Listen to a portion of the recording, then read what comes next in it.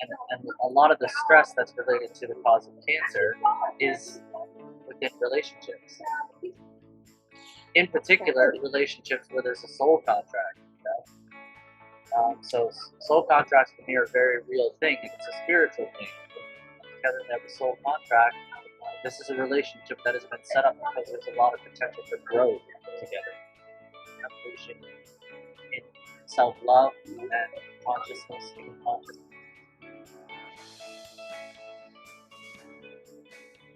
Well, hello everyone. My name is Lonnie. I am Lady Braven of the Pride, and I am passionate about talking about spirituality, being brave, speaking truth to power, ascending human consciousness. And I am very excited today. Paul, I wanted to ask you how to properly pronounce your last name. Is it Leendertse? That's not too bad. It's Leendertse. Sorry? Leendertse. Leendertse. Okay, Paul Leendertse. Yeah. Thank you. Sorry about that. Thanks for asking. And never easy. I'm sure you get all sorts of variations, as do I. And mine is not that complicated. Spelled with an A, pronounced with an O. Okay. Yeah, it's been comical. It's been fun over the years to listen to people try to pronounce my name. So Paul is a holistic life coach for the past 17 years, and you help people, you guide them through discovering the root cause of their health challenges, whether it be, is it mostly cancer or other illnesses as well? Well, it's any illness, but it's really just become focused on cancer. That's most of the people that contact me now. Right. Okay. And you are the author of the book, The Root Cause of Cancer. Yeah. So I am going to want to talk to you today about your book and about your program and some of your teachings. And I also want to get a little bit deeper today, if you don't mind. I'd like to talk about soul contract. I would love to. That sounds really good. Yeah. I love talking about our reason for being here and what we're doing here on the planet. That's kind of one of the things that I enjoy the most. Soul contracts are a big part of some of the parts of my training. So I teach cancer prevention coach, and a lot of the stress that's related to the cause of cancer is within relationships. In particular, relationships where there's a soul contract. So soul contracts for me are a very real thing. It's a spiritual thing. Together they have a soul contract. This is a relationship that has been set up because there's a lot of potential for growth together. Evolution in self-love and consciousness, human consciousness. That's how I see a soul contract. But please, no, I absolutely love it. I have a lot of questions for you around that, but before we get there, I would like to ask you a couple questions about your book and how you came to sharing all of that information. So a little bit of your own journey, a little bit of your own experience in overcoming cancer. Okay, well, myself overcoming cancer, or okay, no one's okay. Well, years ago, I got into a situation, one of my own life challenges. I mean, I'm not immune to life challenges, and as I share in my book, as I teach in my book, the cause of cancer is chronic stress that leads to suppression of emotions. That's a part of the way human beings survive or cope with stressful experiences. You can't resolve a challenge in your life. If there's some kind of a scenario where your needs aren't being fulfilled. Human beings have needs, and that amounts to a certain degree of stress. And if it's high enough, this can lead to the production of cancer in the body for complex reasons, which I explain deeply. But first, I'll just continue into the question. So, after years of working with people with cancer, I found myself in my own situation that was very stressful and very challenging. And what I ended up experiencing was a lump on my testicle. So, like about uh, 5 centimeters, like a very clear, obvious lump on my left testicle. So for me, because of all the work I'd already been doing with people with cancer, I well, that still actually scared me to my core. It's one thing to talk about cancer and imagine what it would be like if you one day realized you have a lump growing in your body. But when the experience actually happens, it's very scary. So even though I do this work, when that happened to me, it was one of the scariest experiences I've ever had. At least initially, like the first response is just, oh my, like like a lot of fear rises up. Whoa, and like death, the possibility of death just enters right into your consciousness in that moment. Because I mean, cancer is so associated with death. Right. And then what's interesting is the next thing that happened is somehow the programming of society just entered into me like, should I go to the hospital? Should I go see a doctor? And then I'm like, whoa, hold on a second. Oh, you know what's caused this. And I had just been going through really, really significant relationship challenges. I had a short-lived relationship. It was just 4 months. I used to be married in the past, and then I dated for like a couple of years. I was alone, and then I decided I'm gonna enter into another relationship. So, long story short, that ended up becoming very challenging for different reasons. And the stress of that actually led to this, and in particular, the stress related to this is not feeling trust, or said another way, not feeling safe in a sexual committed relationship. Right. So there's other ways that testicular cancer can form, but it's always related to not feeling not being able to trust the world. Actually, it's not just about not trusting the relationship, but it's like you can't feel safe in a loving or sexual relationship, which kind of expands out to just not feeling safe in the world with regards to relationships, Wow. which is very intense, very difficult to deal with. So this is where I started getting into this complex scenario. So when this lump formed, I knew that this is a message to me that it's time for me to move forward alone again. So Mm. that's not always the solution, but the solution has to be that the stress is resolved. That is always the solution, that the stress is resolved. So sometimes it means going forward in life alone. So I decided, actually, in that moment, and to heal cancer, you also have to face death. You have to face the possibility of death, Mm. because death is knocking at your door. Like if this tumor doesn't go away, there's a good chance you would die. It can spread to your body. This is a very real thing. So you can't actually get away from the experience until you first dealt with the possibility of death. Which Right. is so cancer is a very spiritual disease, in my opinion. It really truly confronts you with death, which is you're getting into the spiritual realm. So what I Mm-hmm. had to decide is, what am I going to live for? You know, what am I going to really truly devote myself to?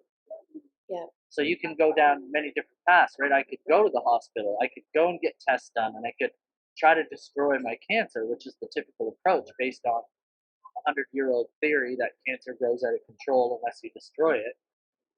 But that's not my teachings at all. So then I just said to God, basically, or to the universe, or creation, something higher than me, or just to my own soul, I said, you know what?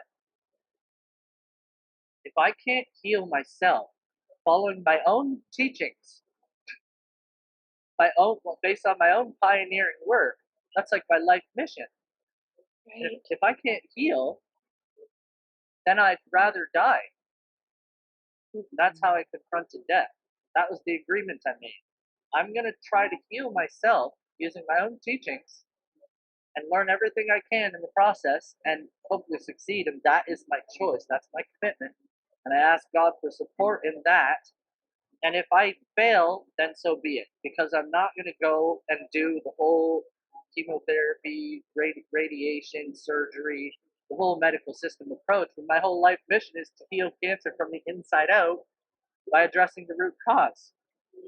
Right. So when I faced that fear, which is easier said than done, and I also then did my emotional processing, which I teach a full emotional processing protocol or tool, healing tool in my training, which involved me breaking down and crying and crying about the pain of it all and crying about the fear of it all and so on.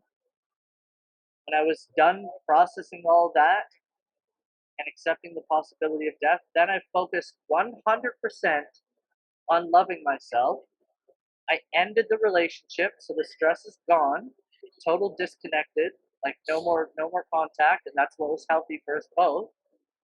And then focused on what's healthy and what makes me happy. Walking in the forest every day, eating organic food, making sure I sleep as much as I can when I'm tired, doing my best in all of that. 4 days, the lump was gone. In 4 days? 4 days. And I just finished working with someone with lung cancer, and we did her session about 2 weeks ago.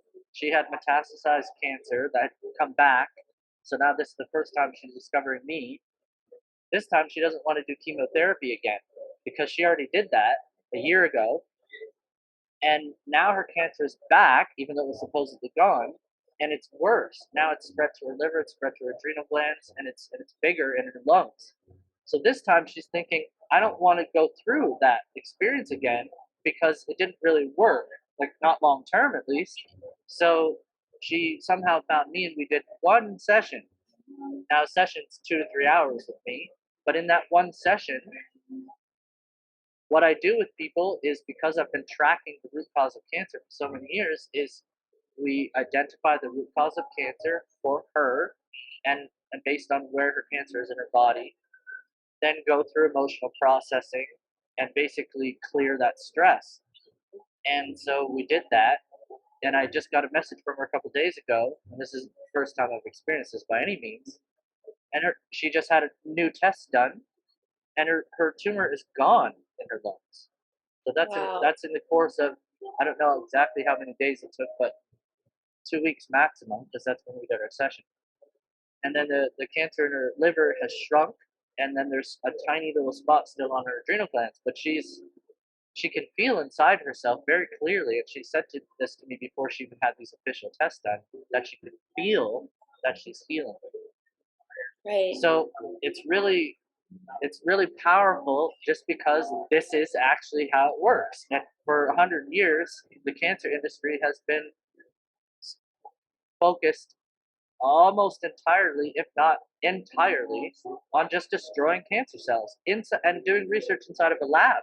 So researching cells inside of a lab. I know they've put millions and millions of dollars into cancer research, but it's really just another industry and money-making machine for the powers that be. I have a couple questions. Yes.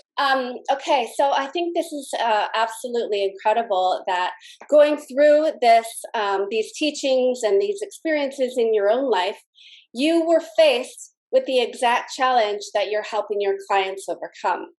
And I think this is really powerful, because the best teacher obviously has been through what they're trying to help their clients process and go through. And a couple of things came to mind. Are you familiar with Louise Hay's "You Can Heal Your Life"? Yeah, I have her book. I have that book. I read that like Yeah, many years I ago. do too. It's somewhere here. But I've always referred to that anytime anything has come up in my life, any illness or disease or even an injury. And I try to relate that to the emotional or the energetic response that's in my body as well. Um, so I thought that was very interesting. I also recently had a little health scare of my own in my duodenum. I have a polyp that's been leaking blood for the last couple of years. And although they've done a number of biopsies, they have come back inconclusive. But they do want to remove it because it's still leaking. It's been literally leaking all of my lifeblood, all of my energy, all of my power has been leaking out of my body, and I've been severely anemic for the last couple of years. A couple of years ago, I had a blood transfusion, a couple of them. Recently, I chose not to get a blood transfusion. I don't know where that blood is coming from. I don't know who it's coming from. So I had a number of iron transfusions, but I still have to have this thing addressed. And I also noticed that it's exactly in alignment with my solar plexus chakra. Okay. And this is where my personal power comes from, my willpower, my personal power. And it's ironic that my personal lifeblood power has been draining out of my body through that particular place. So I know that there is a correlation. I don't necessarily want to go get surgery. I do believe I'm an energy healer, so I do believe that I can heal myself. And yeah, so it's a very interesting path because I have a very spiritual perspective on healing ourselves as well. So I can appreciate what you do, and I think that it's an extremely powerful life lesson that you went through. And I was wondering, did you write the book before or after your own personal experience? I wrote it before, Right. and when I wrote it before, that was my theory. That cancer is caused by chronic stress. And after I wrote that book, then it eventually got into the hands of people who had cancer, who tried other things to heal and didn't work.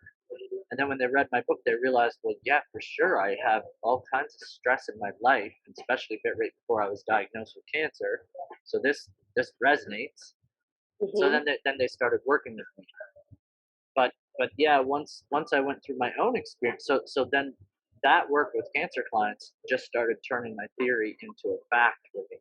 Like client after client after client, just correlating the cause of their cancer to a specific life event or stressful life event or challenge. Then it's eventually is no longer a theory. But and then when I developed it myself, though, that just takes it even deeper. So now my confidence in what I'm teaching is a 100%. It's not fiction. There's no doubt about it. Um, so it's powerful, and I'm sure that as a soul, you're speaking a lot in the spiritual realm. Yeah, As a soul, I must have attracted that experience that's it. because what I wanted in the overall scheme of things is to succeed in my mission, which has to do with you know solving or ending cancer, hopefully together with humanity.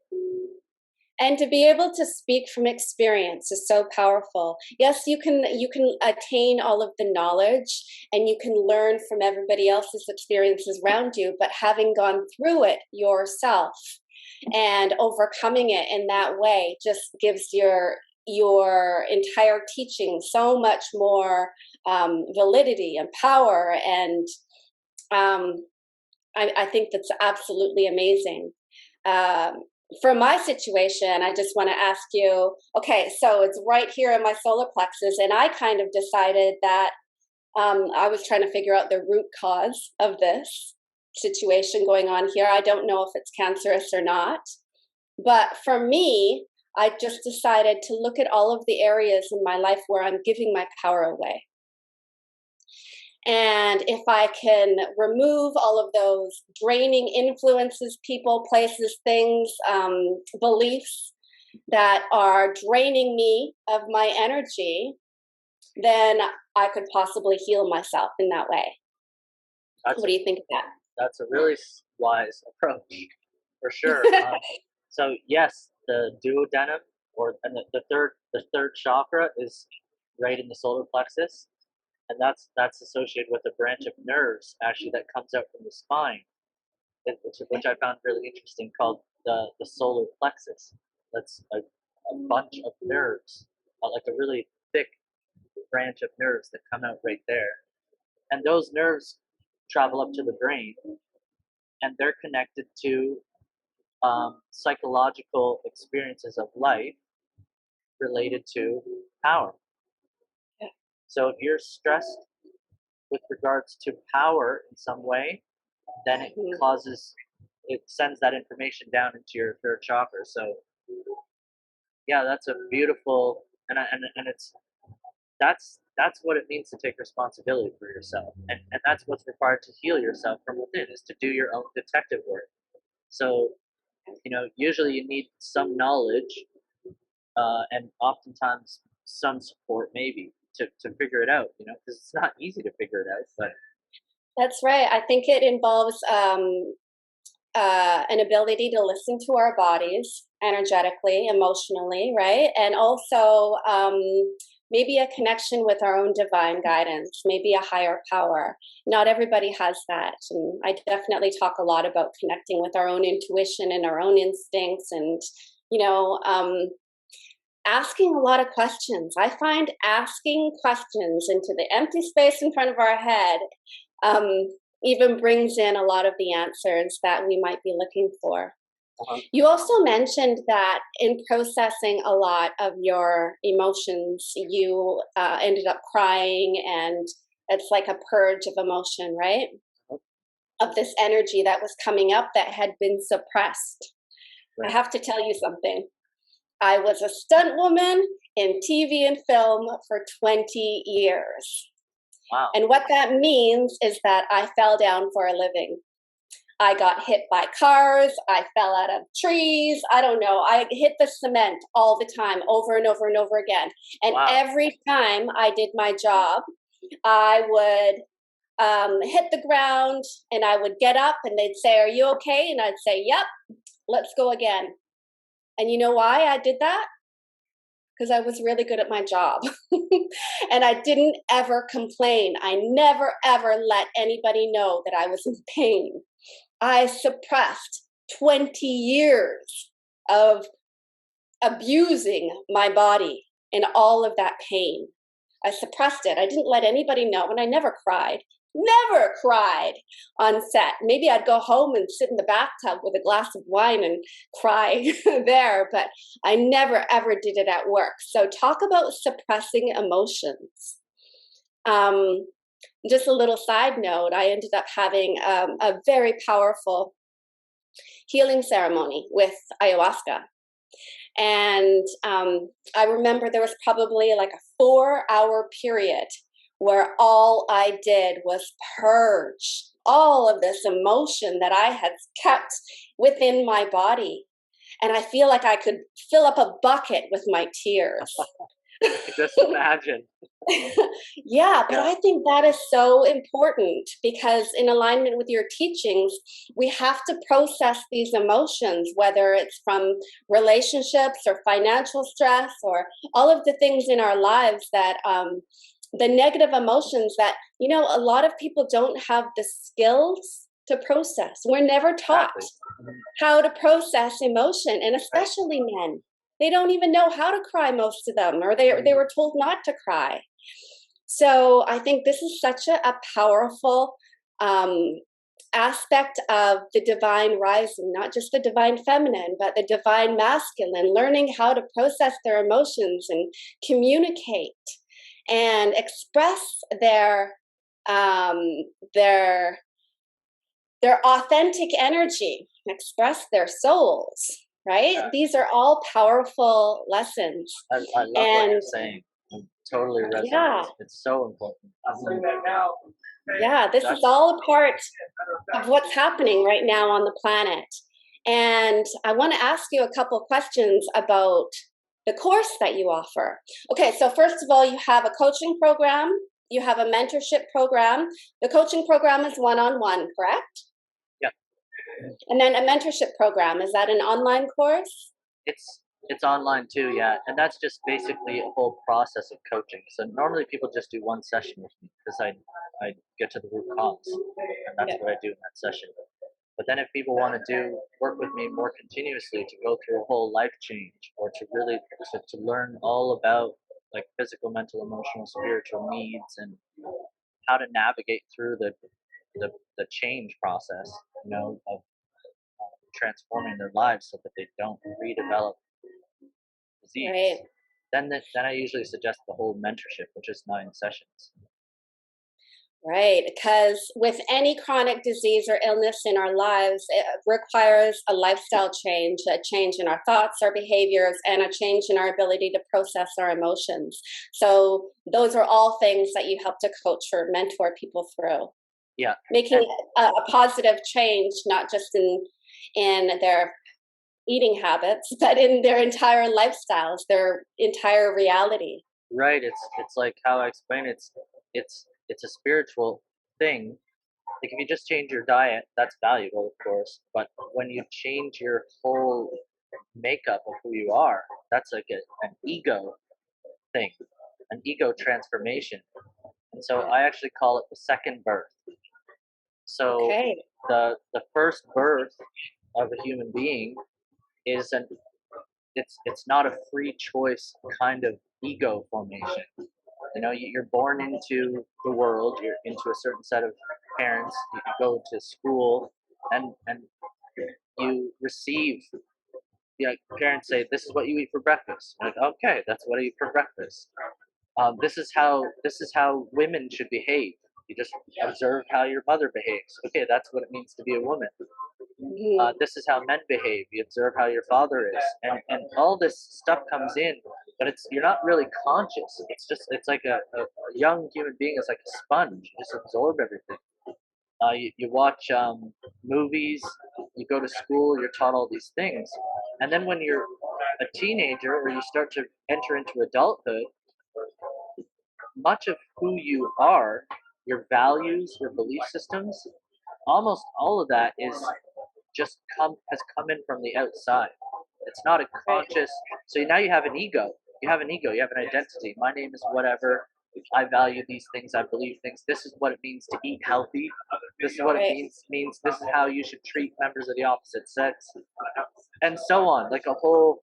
So oftentimes that ego construct, what healing really is dissecting that ego, like looking at yourself, and it's looking at your ego. It's looking like, why do I eat the way that I eat? Oh, that's because someone taught me that that's how you do it. But wait, like a big part of society goes and eats fast food from Ronald McDonald, which causes disease. So Right. why am I eating food? Wait, hold on. Does food actually cause disease? No. So why are people getting disease when they're eating fast food? It's because it's not food. Like, hold That's on a second. So the second birth is like a deep transformation, or even you could even call it a death of the first ego. And now you have a chance to birth again, but this time you can build your ego consciously.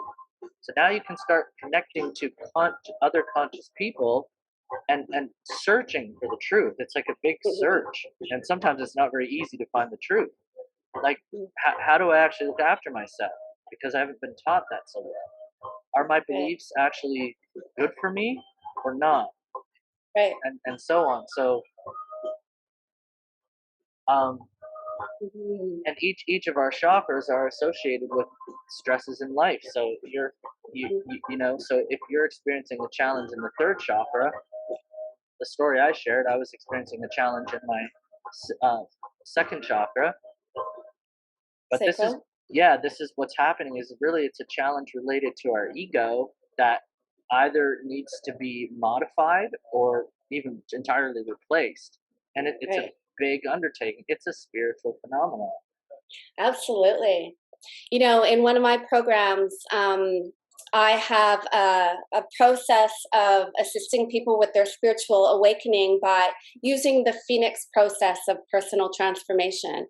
And the Phoenix, as you probably know, sits in a fire of its own creation.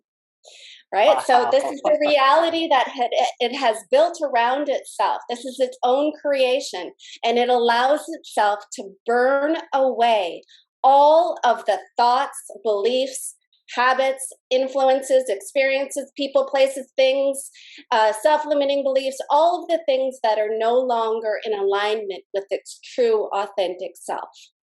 And the process is often painful. There Right. is a purpose to the pain of sitting in the fire of our own creation, right? And then the stage after sitting in the fire, after you've burnt away everything that is not you, and we have the opportunity to reimagine ourselves and embrace our own divinity, and then rise again from the ashes, a new, improved, stronger, wiser, more beautiful, powerful version of our higher self. This is who we really are once we've let go of all of the things in our life that are not us. So that's my process of my Phoenix process of personal transformation, and I find that um, it's actually an extensive process of looking at all of the different areas of our lives where we're being drained of our energy, where we're subjected to toxic influences, people, thoughts, places, all of these things, and really analyzing and discerning what is in alignment with our true, authentic higher self, and what is maybe part of a life lesson or karmic lesson that we can learn from and learn to detach and let go. So, all of these experiences that we have, all of the illnesses, everything that you've gone through, everything that I've gone through, it's all like a building block of lessons that gives us the tools and the skills and the perspective to show up in the world the way that we are right now. And having said that, I want to get back to your soul purpose and your reason for being here. So I nobody can ever tell you what your soul purpose is, but I really feel like you're here to do exactly what you're doing right now and help people with this conscious ascension and healing themselves into a higher vibration. What do you think? That's, I think that's true. You know, I can share a couple stories to really validate what you're saying and Yeah, what you're teaching. please. Yeah. Well, first of all, I got into this work in cancer, and this focus and this mission with cancer because my stepfather and my best friend's father both developed cancer just 3 months apart from each other. They were both father figures to me. Um, I had close relationships with them both, and I was a holistic lifestyle coach then, and I knew all about the physical realm, but I really did not know much about the emotional realm or the spiritual realm back then. And so everything that I taught them and did to try to help them heal was physical. And they worked with naturopaths and all sorts of different alternative people to try to destroy their cancer using healthier approaches like vitamin C supplements or mistletoe or smoking CBD oil or whatever, non-invasive type approaches. And they both ended up slowly still getting worse, and then they succumbed because neither one of them wanted to do traditional approaches, and one did radiation, one did chemotherapy. They both died. So I went through a massive loss, but what I realized is that I didn't know what to do to help them because they did what I said and it didn't work. And all the alternative people didn't know, and obviously the oncologists didn't know. So this was the impetus or the stimulus that triggered me to go deeper, like to try to search for be outside of my existing beliefs or knowledge bank, and then I um, started to figure out that it's actually emotional. Um, so Mm. when I look back on that experience, like at the time it was super painful, but now I realized that my stepfather and my best friend's father, that was a gift they gave to me. That was Mm. part of my soul contract with them, so that I could collect that information, because what I'm here to do is to go through that challenge so that I can go deeper and figure out more. And before I even started doing work in cancer, I had a construction business, so completely different like life. I had a roofing business for a long time, like 15 years, and Mhm. people would call me with leaky roofs and a stain on the ceiling, say in the kitchen, and they'd say, "Can you help us fix this leak?" So I would go there, and the leak would be, say, in the kitchen. I'd go up on the roof. There's no problem there. Like when you look at a stain on a ceiling, that's not where the leak is. That's the symptom. Right. Where's the root of the problem? So I always had to and they would call other roofing companies to try to solve this problem. They can't find the root of the problem. So that they go up and like patch some areas and stuff, but they still didn't get the actual source or where the leak really is. So for many years, it's like spirit or my soul was taking me into this construction business so I could practice thinking way outside the box, thinking for myself too, because you can't go to a house where there's a leak and then open up a book and figure out where the leak is. You have to think and you have to search. And I got really good at that. So then when I went into health coaching later on and started to search deeper for the root cause of cancer, since I had this experience and no matter what approach we used, nothing worked, it's like I was already equipped. It's like I had received training to think like that. Right. Knowing that if a person has a tumor in their lung, that's not where the problem is.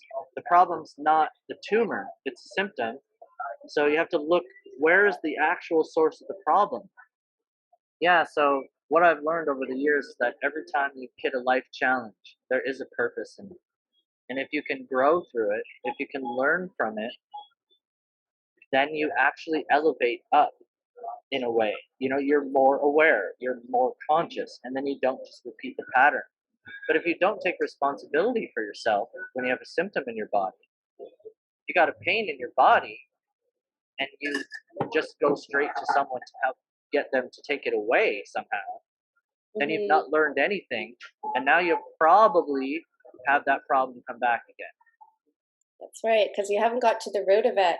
Right. And my understanding of karmic lessons is that you're gonna keep on having the same lesson over and over again Exactly. for a reason. Contracted, soul contract, right? You're gonna have the lesson over and over again until you finally learn it. And once you've learned it, you're gonna get tested. You're going to get tested on it because it's not just enough to learn the lesson, you're going to get tested on it. And then if you pass the test, meaning you're making different choices, you have a completely different perspective. You're going in a different direction than you normally would have gone. If you alter those aspects of your life, your thoughts, your emotions, your beliefs, your behaviors, if you alter those things and make different choices, learn the lesson, pass the test, then you get to move on to the next level and you don't necessarily have to go through that experience again. Right. Mhm. Um, yeah, and this is the same with all types of lessons, whether it be in relationship or financial, career, all of these kind of karmic lessons that come up. It's really a strong spiritual strength. Um, the internet's choppy. Okay, now it's okay. I love what you're exemplifying. Like you're demonstrating a strong spiritual strength, is what I would call it.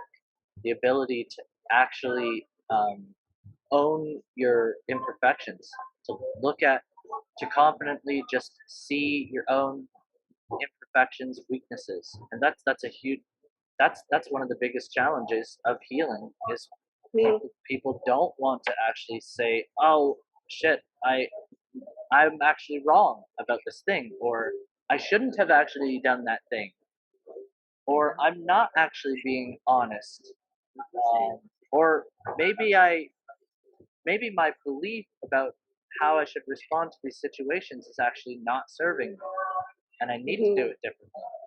So Yeah.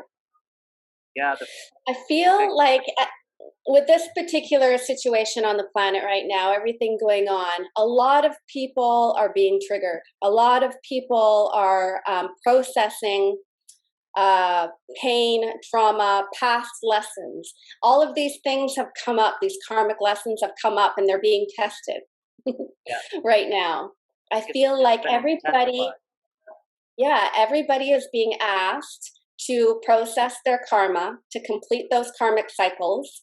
Sometimes that has a lot to do with detachment, letting go, and forgiveness.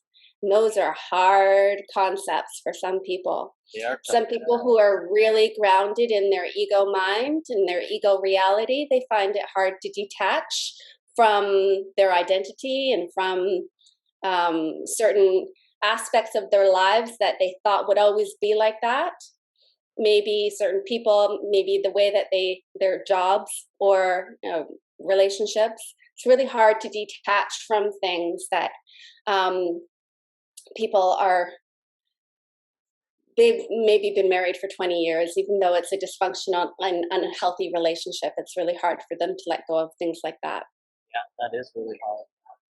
Yeah. That's why I use the concept of a ego death, because it's like Yes. it's almost like a death. If Hmm. a relationship that's that long needs to end because it really just isn't meant to be anymore, Yeah. things aren't getting better, they're just getting worse, then it's like if a person walks away from that reality, it's like a big part of their whole existence dies away. Like, and that's the phoenix burning in the ashes, but the phoenix Hmm. rebirths, right? That metaphor is the phoenix rebirths. So Yeah. healing is like a death and rebirth process. Actually, it's not just about taking supplements or something. It's Right. like, And I feel like the entire planet is going through this collective dark night of the soul right now. Everybody's going through their own elements of their own ego deaths.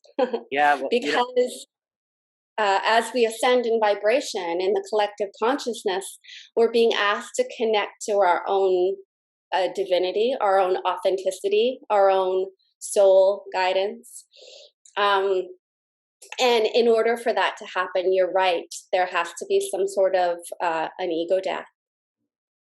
and it's Yeah. beautiful because if you can gain the strength and embody that experience of allowing that kind of death to occur when really it should be, it's like spirit is calling for it if that's what's happening at a certain point in a person's life. That's that's a chance that usually helps you connect to your soul. Yeah. The soul is separate from the ego. The soul doesn't die, actually, it continues forward. So Mm, you can be someone that was eating fast food when you were a teenager, and then today you eat only organic food. yeah. You're the same soul, but your ego is completely modified. And now it's more in alignment with what serves life. Hmm. And so I feel like this this this worldwide challenge that's occurred is like, for me it was a message that if we don't start taking responsibility for consciously defining our ego, like becoming conscious of what our values are and what we stand for and how we want to actually contribute to life, not just make money or like Yeah. try to get higher in social status or hold on to what makes us feel safe. What is But our but purpose? but Right. if we're not going to actually start living a purpose, yeah, connecting to our soul and living, figuring out what our real gifts are, like our gifts to humanity that bring us joy to do that, Hmm. then we're probably going to disappear actually in a way that doesn't Right. feel so good. You know? I agree with you. And I am so incredibly passionate at this particular time in my life and in the history of humanity. I'm passionate about helping people figure out what they're doing here on the planet, realigning with their true, authentic self. And for many, that's a type of spiritual awakening. And with this great awakening of humanity, the fact of the matter is, none of us were taught any of this in school. There is no place that you can learn about these like spiritual concepts. A lot of them come to us in experience, life Yeah, experience, life lessons. totally. Yeah, Yeah, and I'm dream. glad you brought that up because you commented on that a bit earlier, and there's something I wanted to say and I forgot. It's like the school system typically. Mhm. Um, Not only does it not teach human beings how to connect to their emotions, Yeah. but it and how to process emotions and what they Mhm. really mean, but it teaches them the opposite. It actually teaches them like the wrong way to do it. Like disconnect from your emotions, judge your Exactly. emotions. So the healing process is oftentimes difficult because first you have to actually start to realize what your needs are and that you have emotions and they're occurring for a reason and be able to Mhm. acknowledge them and honor them. But then once you start to feel those things, like once you start to allow yourself to cry or you allow yourself to feel resentful or something or guilt or shame, that doesn't feel good. So then what oftentimes can happen is if a person doesn't know how to process those things and come to a resolution of it, then they can just quit the process, go back, into numbness. So it's like Mhm. it's scary oftentimes for people in a subconscious way to commit to change, really, like to enter And into it. this is what society has done to us. They have given us all of the sports and all of the entertainment and all of the distractions and all of the propaganda and the influences and the lies, all to numb our brains and distract us from doing our own work, from processing our own emotions, from learning our own lessons, from connecting to our own divinity. Everything in this society, this 3D matrix of control, is designed to move us away from connecting to ourselves. Right? Because if you're connected Mhm. to yourself and living your soul mission, Yeah. then you're not actually feeding your time and your energy and your resources into some corporation Hmm. or someone else's dream, you Right. know? And and So and after, sorry. and that's one of the reasons why people end up being unhappy or accumulating stress in their life, or feeling like meaningless, like or maybe they make a lot of money, but it still doesn't actually satisfy something deeper because they're really Hmm. not living their full real self. We Hmm. all have an actual purpose, some kind of a gift to humanity. That's right. I fully believe that. We're all here for a reason. And a lot of us have just, well, we all forget the veil of forgetting, but a lot of us get distracted with all of the external influences in our world instead of connecting to ourselves. But after working in Hollywood for 20 years, Oh, I wow. have to tell you, I was completely oblivious to the true nature of Hollywood until 2020 is when I had my matrix awakening, I call it, Wow. because I feel like I've been a spiritually awake person almost all my life. My mother passed away in front of me when I was 10 years old, and it was then that I started asking big questions, the big existential questions of where did she go? Why did she leave? What happens when we die? Yeah. What are we doing here? I started asking those questions when I was 10. And the universe started giving me all sorts of signs and symbols and messages. And I actually started connecting with my mom not very long after that. And that's when my spiritual awakening began. But it wasn't until 2020 that I was fully aware of the matrix of control, the system of slavery, the purpose, the true purpose of Hollywood and celebrity status. Like, I have a number of friends who are celebrities. And I know now, I know and I believe that you cannot get to that celebrity status unless you're playing the game of the cabal, unless you're willing to share their information, their propaganda, their lies, because you have access to millions of people. And they're not just going to let you say whatever you want to say. You are being controlled by the cabal if you are at the top of that pyramid. And I know that, and I believe that now, because the purpose of Hollywood is to influence the masses. Right. Mind control. A good example of that is breast cancer. So if you have some kind of a world renowned Hollywood woman, Angelina Jolie, yeah, go and get her breasts removed to solve the problem of cancer. yeah. And if you market it and present it in Hollywood style with all the whistles and bells and attractions and all of that, and she's a beautiful woman, then you have some percentage of humanity follows. They're like, okay, that's what I want to do, because Right. if Just you're in not case I might get cancer in the future, I should cut them off now. right, I yeah, couldn't believe that when that happened. yeah. So it really disconnects people from their soul. It just like they're not making their own decisions. They're not connecting to their intuition. What's my intuition Mm-hmm. say? They're not connecting to their feelings. Like what's Right. going on in my world? So Mm-hmm. it's a big problem. There's a lot of power that celebrities can hold. I've never felt good about worshiping somebody. Like whenever I've gone to concerts in my life, I've gone to football games before with people like years ago, and it actually, when I see people screaming and saying "I love you," I love you, it actually Yeah. feels very uncomfortable inside my body. I feel it in my soul. Like this does not feel right to me. And same with the other way around. Like in a football game, people will yell, "Die, number 22! You're a loser!" Like whoa, hold on a second. Like what? Yeah. How much power are people giving away Yeah. to worship or try to control? Mm-hmm. And this is a lot of this stems from the school system, because in the school system we're powerless, and Mm-hmm. we give authority to the teacher. The teacher, we're taught that an authority above us exists that decides whether we're right or wrong, because they'll test us, and what our job is to memorize everything they say and repeat that, and if we do that well, we're rewarded. It's very insane how the school system is designed. Yeah. But it's all about giving power away, and it's all about competition.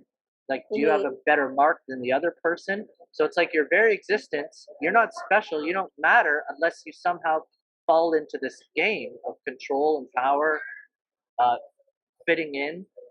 It's a total disconnect from the soul. That's right. I have a question for you. Okay, so with everything going on in the world, I have this big picture perspective, my own perspective of the Great Awakening, of our conscious ascension into the 5D, of the golden age of humanity, of what is coming and what is really happening right now, exposing all of the corruption, shining light on the darkness. So, in my mind, from my perspective, everything that's happening right now is happening for a reason. And it is for the conscious evolution of humanity's souls. And so the planet can also elevate her frequency into a higher dimension of reality, a reality where there is global peace, natural health, everyone. Is a financial system, a different system.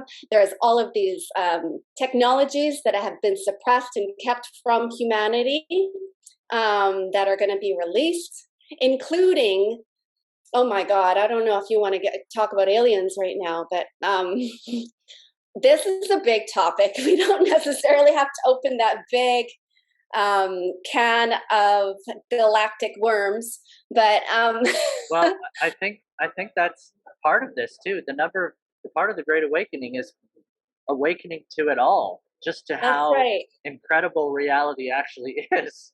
And Yeah.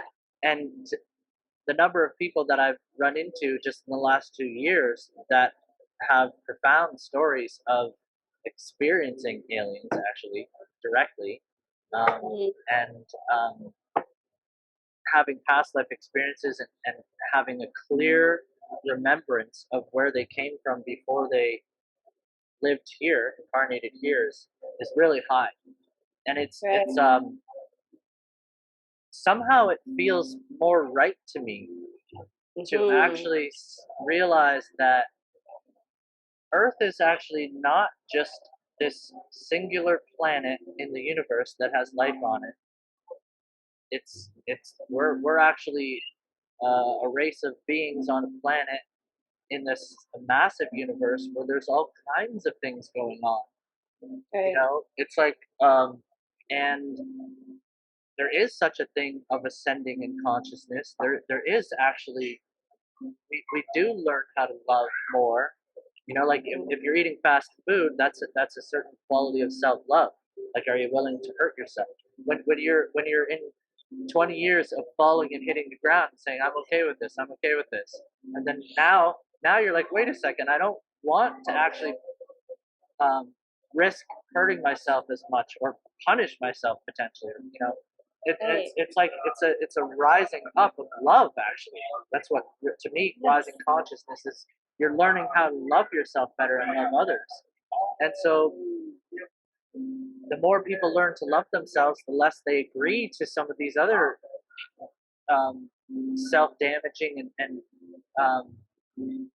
corporate interests. You know, like there's lots of Mhm. corporations on the planet that are happy to sell poisonous food, happy to offer treatments that cost a ton of money but don't work in the long run. And this is this big Mhm. power struggle. So yeah, I've heard tons of stories of the light and dark existing. Obviously, it exists here. Light and dark Yeah. exists here on the earth plane. You can Mhm. go eat organic food. Let's call that light because it's food Mhm. designed to actually make you healthy and support Yeah. you. You can go to Mhm. fast food, which is just designed to make money from you. Yeah. Light and dark, and outside the earth plane there's light and dark too. So Yeah. there's a lot going on. It's kind of it's more exciting to me. And I've also heard people talk about how their mission here on the planet earth is karmic and related to where they were in a past life on a different planet. So Right. they're coming here to help heal humanity, help actually wake up humanity to what love is, you know, help dissolve Oh, I love all that. these. That's what and, I and call it's star seeds, right? Star seeds right. came here Yeah. from another place and they came here to help humanity healing, the conscious ascension, the elevation of the frequency on the planet. They came here for this big show. They came here for this particular great awakening. And I think it's all happening. There is so much going on. I feel like I could talk to you for hours. But I would like to ask you one more question. Okay. With everything going on, I always like to leave people with some really positive thoughts, of possibilities, opportunities, maybe things that they didn't think about, choices that they could make, things that they could focus on instead of all the fear mongering in the world. I'm a courage coach. I like to encourage people. So I'm going to ask you, what do you believe is happening right now on the planet, and what do we have to look forward to? Well, ultimately, usually the healing process is uncomfortable. You know, like if you step on a piece of glass and cut your foot, then you now experience some discomfort and some pain, inflammation, swelling for the next few days or weeks while your body heals. It's like the healing process is actually not so comfortable. And pain is there for a reason because you need to pay attention. Like pain grabs your attention so that you can be conscious of how you go about healing. So to me, Mhm. there's a worldwide healing process actually going on. Humanity's just reached a point where the darkness or the low consciousness pursuits of power and money and greed and stuff like that has reached a level that's no longer acceptable to the masses. It's too far, you know? Mm. And that has triggered a uniting of many of the people that have already been figuring out like how to love themselves more and waking up to like what actually needs to be fixed, what's broken in the system. Yeah. Pesticides being sprayed on crops and using pharmaceutical drugs endlessly to try to solve symptoms that no one really understands. All this, the Great Awakening has been triggered, and so now people are, that's why we're even doing this call. Like everyone's becoming more invested in supporting each other, caring about everyone else, because the whole plan of the pandemic is to disconnect everybody. There's a uniting force happening. People are uniting. And this is what pain does. Pain starts to push people outside of they start to think outside of the box. They start to want to find the truth of things. And Yeah. yes, I think that the old system, the old way of, like many people are taking their kids out of school. Many people are getting in, starting to buy organic food, and many people are quitting their jobs actually and realizing I was not actually happy for the last 5 years, 10 years, and then starting to dream. So this is one of the things I'd want to share is people are waking up to the ability to consciously choose a future creatively and consciously, like what is actually possible. Can we have a beautiful world? Well, yes, if that's what you actually decide and you commit to. And so that is actually growing and growing and growing. And the beautiful thing about waking up is that once you're awake, you can't go back to sleep. So every time someone wakes up in this great awakening, it's like a permanent awakening. So there's that's happening, that's being accelerated with the number of people waking up and then uniting. And that kind of uniting, that is the consciousness that creates a beautiful world. That is the consciousness that the end result of that is you're safe to actually go into a grocery store and buy food that doesn't have chemicals and natural flavors and refined sugar in it. So that's the consciousness that starts to co-create a world with clean water and clean air and blue skies that aren't covered in chemtrails. So that is, I feel it in my core. Like I'm 100% sure that that's where humanity is actually going. Even though we have these huge corporations like the World Health Organization and the WEF trying to maintain their greedy sort of control over selfish, control over humanity, it's crumbling because that is the Great Awakening. They've pushed too far. To try to come right into your home now, like to try to come right into, like it's one thing if I have the choice to go and eat fast food or not, but if someone shows up at my door and says, Paul, you have to start eating fast food the rest of your life, this is the kind of thing that triggers the Great Awakening. You can't come to me and start telling me I have to take injections for the rest of my life or else. I mean, that's too far. That's too far. So that's a mistake on the other side of the dark forces. That's right. This is exactly what has triggered all of, everybody is starting to learn about natural law, what it means to be sovereign, what it means to stand under our own authority. And all of this is happening because the powers that be, they just went too far. But I believe that is all divine as well. They had to go that far to trigger humanity to stand up for itself. Humanity would not learn how to stand up for themselves unless they were put in a position where they had to make that choice. That's brilliant. I love that. Thank you for saying that. Yeah. So from my perspective, again, everything is divine. I absolutely love everything that you're doing, everything that you're teaching people, helping them heal naturally, to find the root cause of any illness. And I am going the link for your website, which includes your book and all of your courses and your coach. Include that link in the description of the video below if anybody wants to connect with you and learn more about your holistic coaching.